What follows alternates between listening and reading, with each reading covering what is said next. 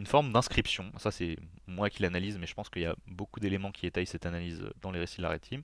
D'inscription dans des débats vraiment politiques et polémiques de ces dernières années, des réflexions sur le dit wokisme, entre guillemets, et le communautarisme et l'écoterrorisme.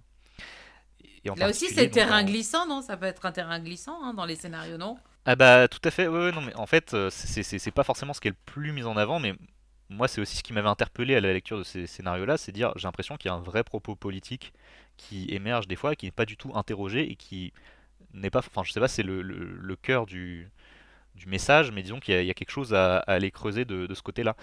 Et notamment dans la saison 2 que j'évoquais, il y a un scénario qui s'appelle Guerre écosystémique, dans lequel il y a un ennemi qui se rattache pardon, à la figure que j'évoquais, la première figure de l'ennemi, donc terroriste, pirate et traître, qui est celle du biohacker, qui est une espèce de zadiste radicalisé qui, en gros, va utiliser enfin, la modification, enfin l'impression 3D d'armes biologiques pour attaquer l'armée française, etc.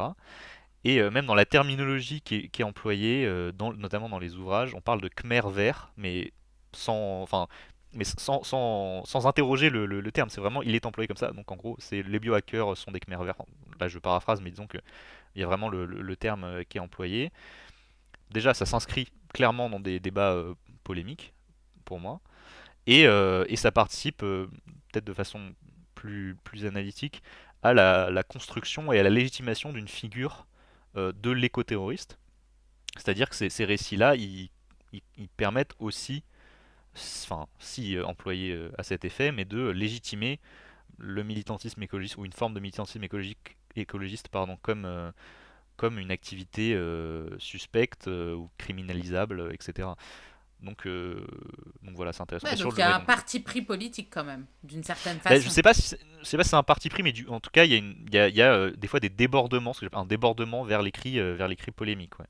Et sur la question du wokisme, pareil, euh, dans la saison 0, il y a un scénario, enfin le scénario P-Nation, dans lequel, en fait, là, pareil, l'ennemi, c'est une espèce de nation pirate qui est divisée en plusieurs cités lacustres, qui se veut, enfin, qui est présentée comme une espèce de nation libertaire. Vraiment, en gros, c'est l'Azad sur l'eau, globalement.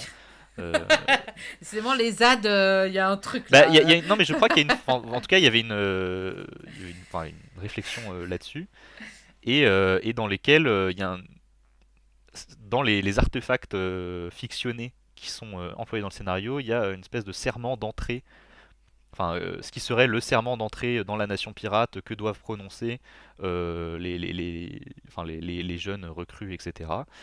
Et là, il y a toute une espèce de reprise des codes du enfin de ce que j'imagine est une parodie du langage safe des militants, enfin des trigger warnings, etc. Et donc là, on se dit, mais alors, là, clairement, j'ai l'impression que vous parlez plus des débats politiques, enfin ou sociaux du moment d'énonciation des scénarios que de ce qui va se passer en 2040, 2060, etc.